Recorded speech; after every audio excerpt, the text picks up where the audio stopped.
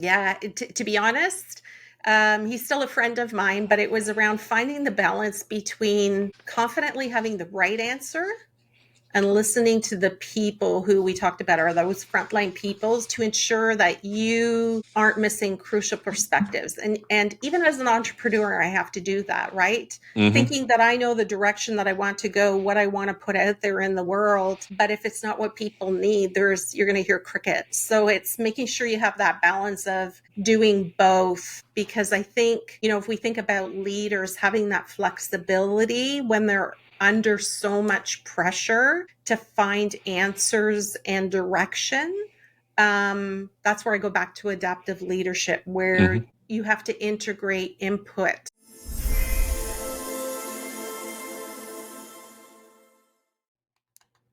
Hi, and welcome to Your Customer, Your Success. Today, we are diving into human resources and your leadership success with our amazingly experienced guest, Caroline Baird. Caroline is truly a force in transformation. She's a reinvention coach, an HR consultant, an event speaker, and a brave podcast host with over 30 years of experience driving change in people and businesses. Her career includes over a decade as director of HR for PetSmart, where she navigated the complexities of both personal and organizational change. Her coaching helps clients rediscover their passions and thrive in a way that creates a life truly aligned with who they are at their core. She is the host of today's Balanced Leader podcast, where she dives deep into leadership, well-being, and personal growth. We're so excited to have her here today and learn about her strategies and what has driven her path to success. Caroline, welcome to the show. Thank you, Gary. I'm so excited to be here today and just be a guest on your podcast. Is it relaxing to be a guest? Is it more It relaxing to is. be a guest or a host? It's more relaxing to be a guest, although you just never know what the host is going to ask. It's a lot of work being a host, so I'm It excited to is be a guest. way more work than I thought, but it is fun. It's been great, but it is a little different. It is nothing is ever as simple as you might think it is, right? So Right. it is great stuff. So let's talk about what I want to start with is just a primer for folks. This is primarily a customer experience and a customer success podcast, but we're going to talk a little bit about leadership and certainly the employee experience as well. So us CX folks like to refer to that as EX, the employee experience.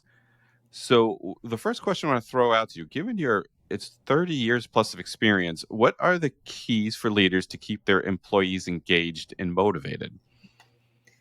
Yeah, so I think for people to really experience and have them engaged is if you think about and put yourself back in the seat of being an employee, right? At some point in our lives, we're all employees.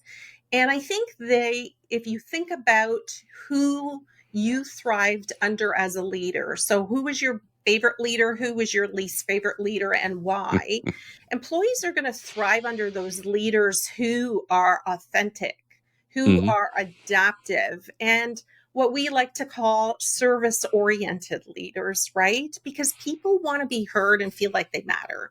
Everybody wants to feel that they bring value to whatever it is that they do.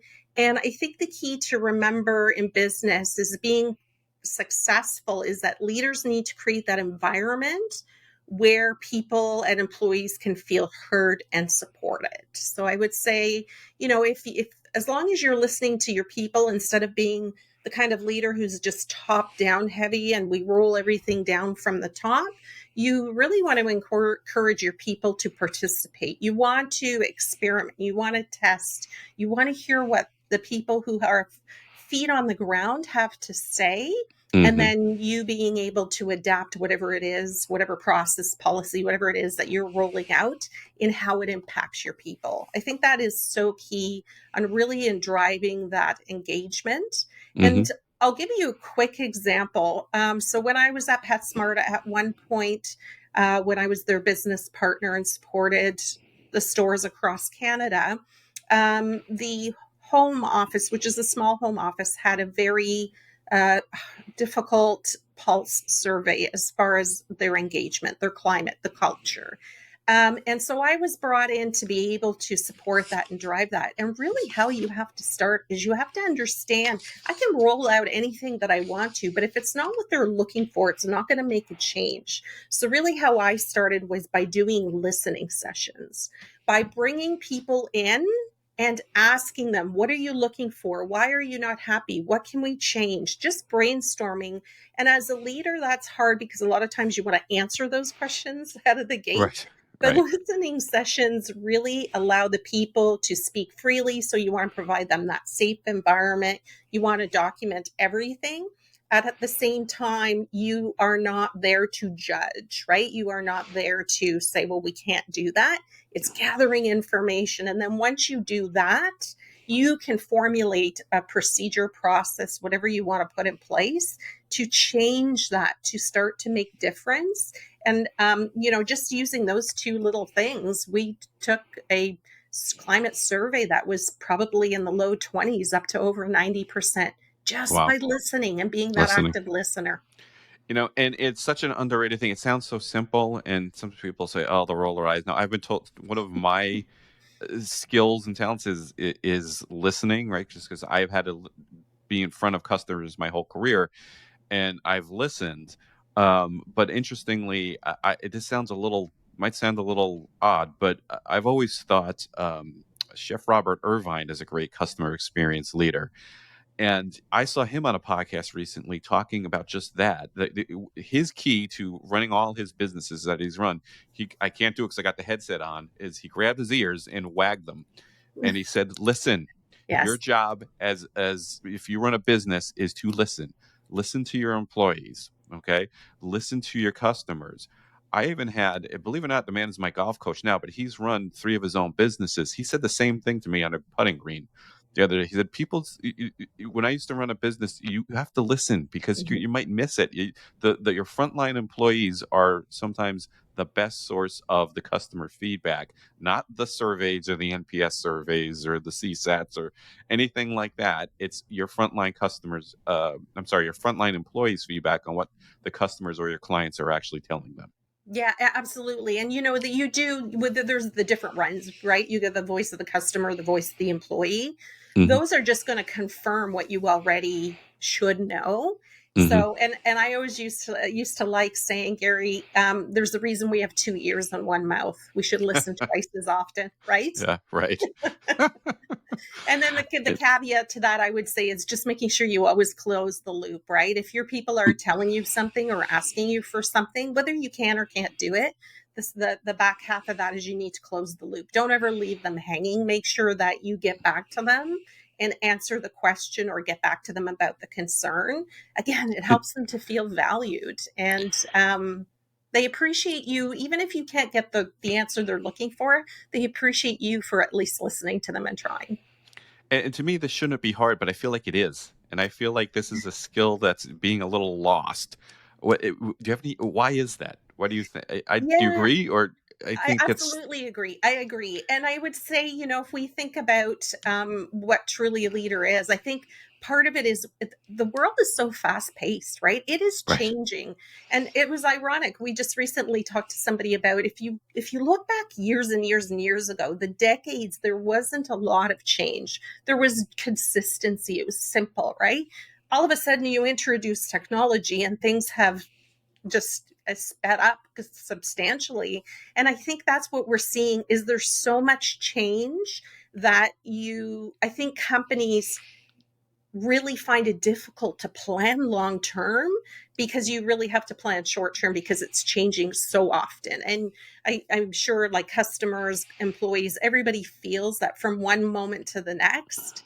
You may be working on one thing and all of a sudden you have to pivot and you even haven't had time to finish the other thing just because it's changing so quickly. And I think, adaptability through a leader being able to pivot and being able to probably go in intuitively more than they ever have is going to really help them through challenges that they're seeing at an ever expanding speed.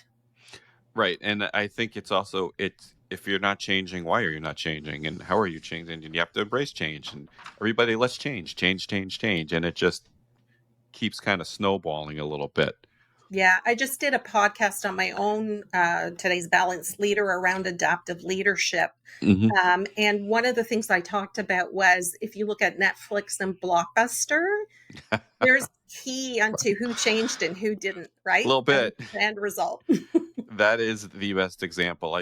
Yeah, and I enjoy telling my kids about Blockbuster. It was the real deal, It was. and there was nothing like going to figure out what movie you're and walking all along the wall, right? And I say that all the time. What in the world were they thinking, right? Yeah. So they didn't adapt, and they didn't know the world where you didn't have all your movies at your fingertips. I'm pointing to my Yeah. screen up there for the video. Um, so speaking, let's get a little bit into the leadership. You mentioned adaptive leadership. Can you share a little bit more about what that is and why you think it's valuable? Yeah. I think adaptive leadership is, if you think about a definition, it's really about responding to changes in the environment that are happening, through evolving strategies and solution, right? So an adaptive leader has that ability to be flexible, but yet at the same time to be resilient in the face of uncertainty. And I think a perfect example of that is, adaptive leadership was key during COVID. Here was something that occurred in the world globally that nobody had ever really dealt with, something like this, right? Had Mm-hmm. no idea how to deal with it. And I would say those adaptive leaders were able to be flexible, in a moment's notice, because things were changing so quickly from one moment to the next. But yet to be resilient, to have that calm about them, to be able to let their team know that, hey, we're in this together and we've got you. And I think, why it works is because it really empowers organizations to truly navigate those complex, evolving challenges that, continue to be open to change and innovation, right? So I think adaptive leadership is truly something that, every leader should take a look at. what where are my strengths? Where are my opportunities? What does that look like? How do I find that balance, being compassionate and empathetic, but yet running a business, right? So I think that adaptive leadership is going to be something we're going to hear a lot more about as time comes along, as time goes by. And so that leads me to the next question. Where, where are folks learning these things? And are they learning? Are they being taught? I know I coach leadership, and we were talking a little bit before we started recording. I used to coach leadership to Babson students, and the first thing you're taught is leadership can be taught. It is not. You're not. No, there's no such thing really as a born leader. There's no gene somewhere that makes you a leader. It's learned somewhere, and you can, Right, can even if you might not be the most quote unquote natural leader, you can still get better at it, and you right, can learn. And right. that's what we were trying to preach to them. So I don't know that that's going on, right? So you tell me your thoughts. What do you see out there? I think we are kind of missing the mark on teaching and coaching leadership. We are. And I love to use the analogy of, just because you're a great hockey player does not mean you're going to be a great coach. Coach. Right? Right. We've seen elements of that. So to me, leaders nowadays, if you're doing a great job in the current role that you are, a lot of times you'll be promoted. And I'm going to speak for myself. I was fortunate in parts of my career, and in other parts not so much. When you get promoted, you are basically, in my opinion, in a lot of cases, left to sink or swim. And that's how leaders feel. That's what I've been hearing. Yep. So to me, nothing happens, right? You get put in this role. There is no training. It's kind of learn trial by fire. And you need to teach yourself. And so a lot of businesses don't have the time to run those leadership programs, or you take a leadership program or a course or workshop, and you've checked the box, it's a one and done. But now, how do you integrate that into your daily work? I think is such a key piece that is missed. And so, generally, I'm a coach. I help leaders. I walk alongside with them. Uh, for anything that they're struggling with. But at the same time, I would say, if you can't hire a coach, find a mentor, Find Hmm. somebody that you admire, somebody that you aspire to be like, and ask them if they will be your mentor. Because leadership is a learned lesson, right? And again, I think a lot of it is reflection. Again, I talked about, go back and think about, we do this, and you may have done this too, Gary. We do this activity where we say, okay, draw a person, and draw on that person, draw what you loved about your leader. People will draw big ears or a big heart. And so what are those things? Where do you excel in those areas, and where are there opportunities for you? And what does that look like? Because you can read a ton of books, and I love to read books, but it's really on hand experience that's going to help you grow and evolve. Um, because it's not really about holding the title, right? It's about showing up, learning, and evolving. And that never stops when you are a leader. Yeah. No, I agree that that's great stuff. And I think it's definitely an area where um, I almost feel like sometimes people think, well, you can't learn it. You surely know how to do it. And it's instinctive. And it certainly isn't in my experience. But no, I've never drawn pictures of leaders. That's that is a great exercise. But I think that leader, right, has people reporting to them, and that is key to the employee experience, Yeah. and that is key to employee retention. And I think you know we've got. I think workplace stress and anxiety is a bit of a. Would you say at an all time high? I know it's a very general comment, It is. And I but think people throw that word stress around uh, really easily. I think right, overwhelm, right. absolutely. I think people are definitely overwhelmed, which causes stress. That, But I think sometimes we take on too much, right? We want to solve for everything. And so that's where I talk a lot about the balance side of it. And how do you find that balance? Right. And another thing I talk about that you still see it. You see a lot of people, companies are trying to do the same with less or more with less, and Yeah. people are let go, and there are people still there who have to do the work. And I think that leads to it. It also leads to the anxiety. Am I next?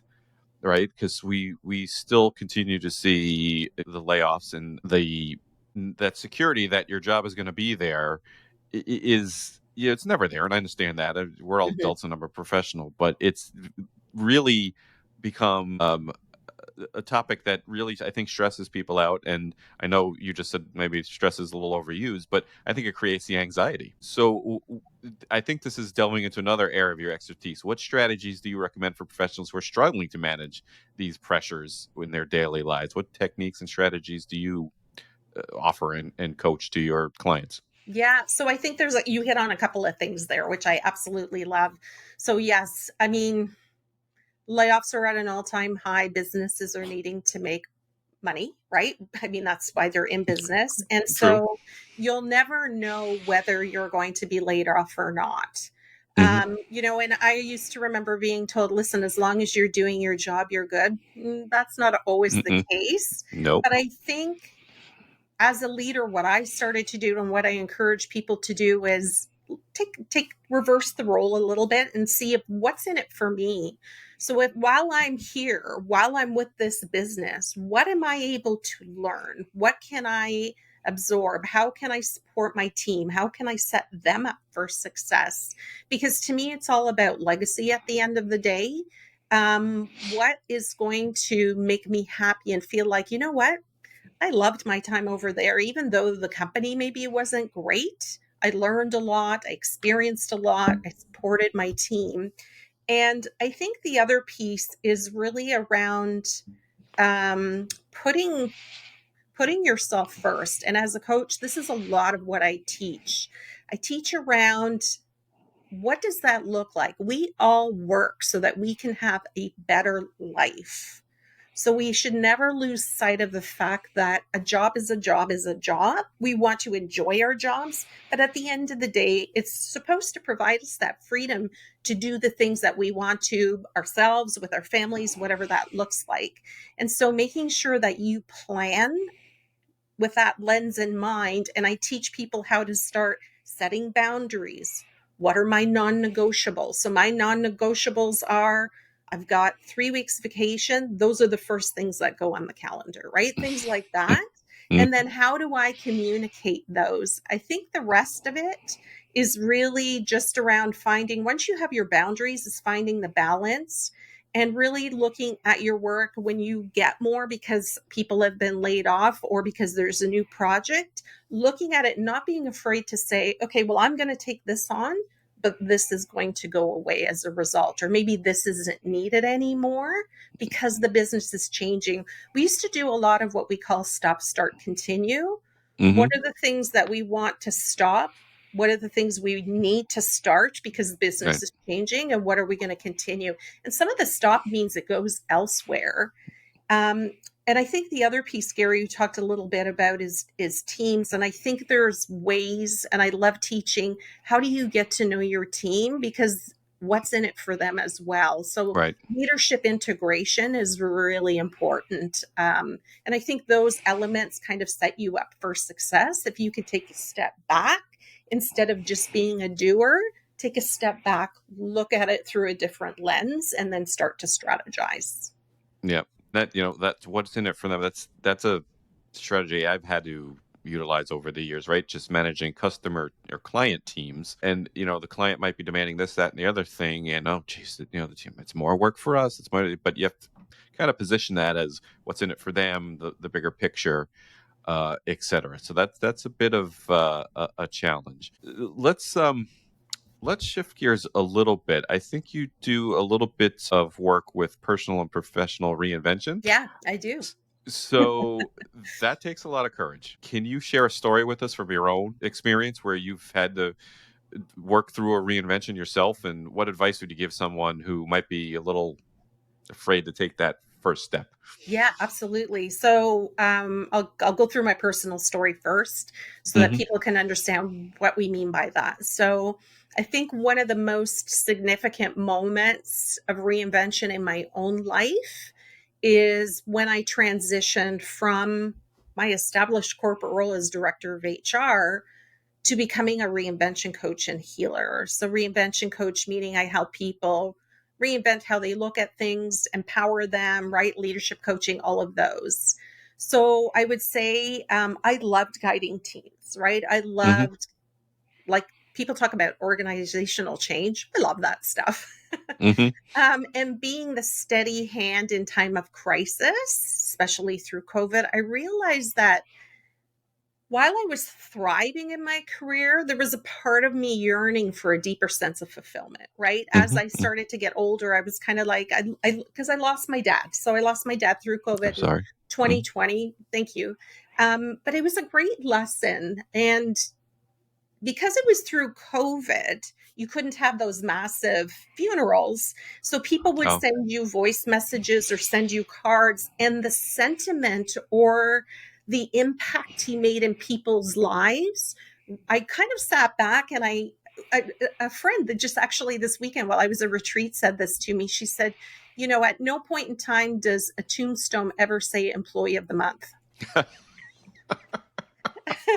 Right? And I Right. was like, it's so true. And what is that deeper sense of fulfillment that we want, right? What is it we want out of life? And yeah, absolutely. The pivot wasn't easy. It meant pulling that safety net. It meant redefining my identity outside of that corporate world and really stepping into that role of being coach, being a mentor is basically what a coach is.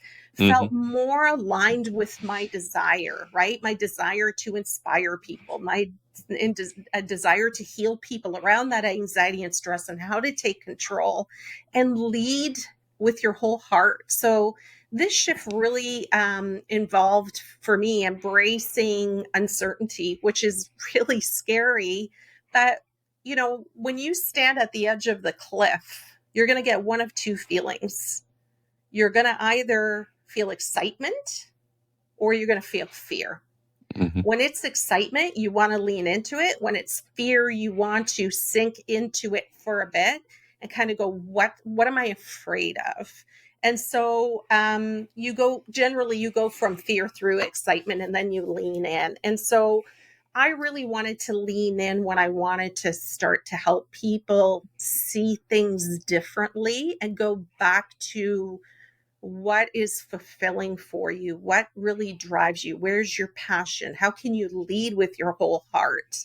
And like I said, this takes embracing that uncertainty. It takes having to learn new skills and trusting in my capacity to create this beautiful, meaningful way of impact in this world in a different way. And I think it is so needed right now because we're at a, mental health, anxiety, stress, it's all at an all-time high. Right. And wonderfully, wonderfully said. And I think a lot of people, well, I think most of us will have to reinvent at some point a number of times. Yeah, It's those days are over of the kind of you do one thing and you do it for 20, 30 years, etc. right, Um, I've had a few ups and downs myself and had to change course a few times, and I've learned my lessons as well. right.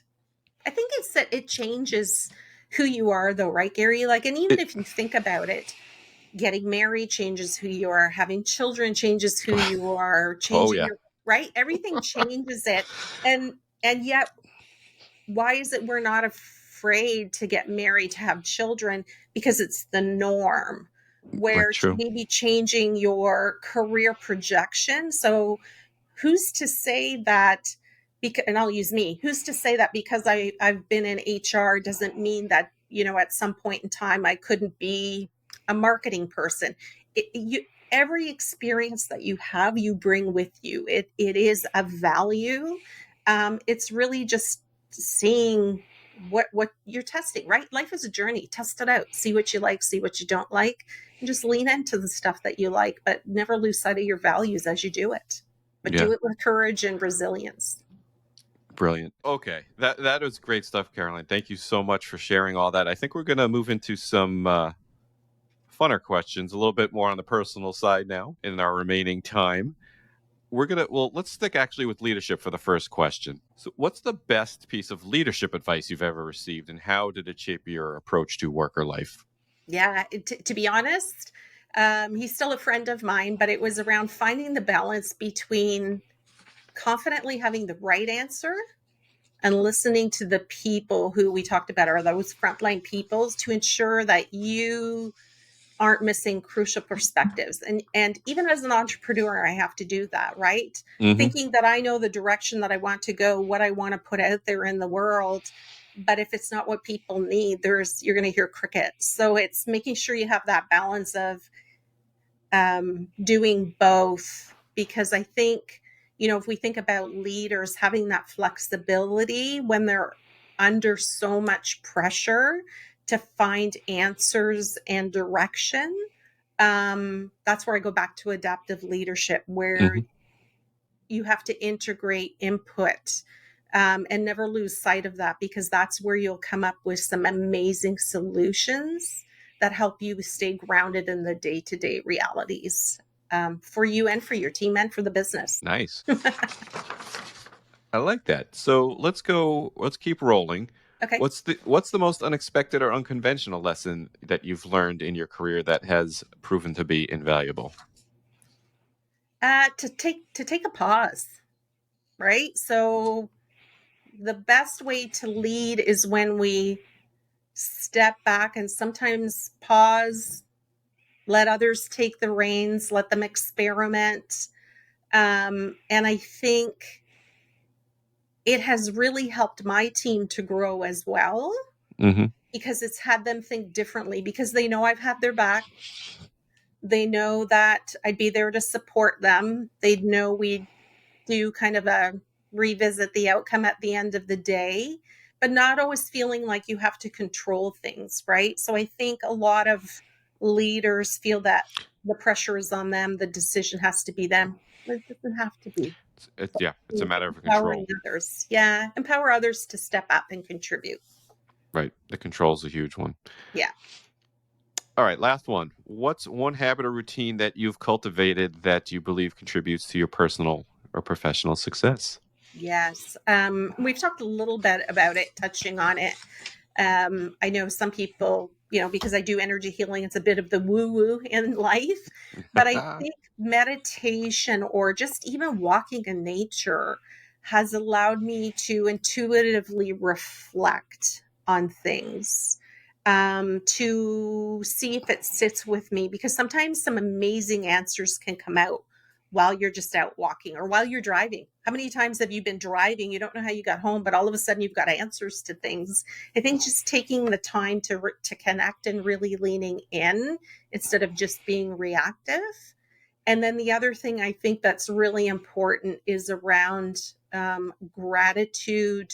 And gratitude, when I say gratitude, I always do like a gratitude at the end of the day. I don't do a journal. Hmm.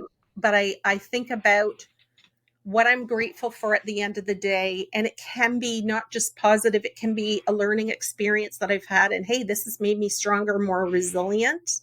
And I'm going to do things differently in the future, right? So finding something to be grateful every day is going to make such a difference in your life. And that is something that I think that's really contributed to not only my personal life, but how I run my business. That's a great one because I'm guilty of that. What I do is I don't do that. What I'm guilty of is what do I have to do tomorrow? Mhm. And that, oh gosh, what are we doing tomorrow? And what do I have to do? And when do I have to pick up the kids? When do I do this? And right, and that just kind of leads to more of that anxiety and stress, especially when you have a whole bunch of things going on. And I think, Gary, taking that time just to I'm a big proponent too of looking at the week ahead. What does that mean? And we have things that we have to do, right? Everybody Of does. You course, talked about picking up kids. If you have to pick up the kids every day at 3, then that's something that you need to add to your calendar. But I think finding time throughout the day, it doesn't have to be first thing in the morning. It could be while you're working out. It could be while you're having breakfast. And just connecting inwards, but also being intentional on how you spend your time. So if you're having breakfast with your kids, be intentional, put the phone down, right? Like that's truly lean in. I think at the end of the day, you'll find you're much happier and your life is more fulfilled. beautiful. Thank you. Caroline, thank you so much for joining us today. Before we go, where can folks find you? Yes. So they can find me in a lot of places. I am on LinkedIn. I'm on Facebook. I'm on Instagram, but I have a website as well. It's www.carolinebaird.com. And yeah, certainly I also offer free clarity calls where we take 30 minutes. We pick Oh, one topic and you leave with something that's an actionable step. So sometimes we do a little going inwards to find out what's keeping you stuck, or sometimes it's just how do I handle this leadership situation? And you'll always leave with a tangible outcome. So anybody that's listening is more than welcome to book that, and that's available through my website. I also have some free resources, so come check them out. please do. That's great stuff. Thank you Thank you. again for joining us. Thank you all for joining this episode of Your Customer, Your Success. This is Gary Marra, and I appreciate you listening. And we will be back with more real soon. That is all for today, but thank you again, Caroline. It's been a pleasure. Thank you so much for having me. I've quite enjoyed my time, Gary. Thanks. That's a wrap. Thank you so much for tuning in today. We hope you found something insightful that will enhance your experiences and drive your success. If you enjoyed the episode, please leave a review and share your thoughts to help us improve the show. Don't forget to head on over to marracxhub.com for more ways to connect with me and learn more about experience management. Until next time, I'm Gary Marra, working hard for your customer and your success.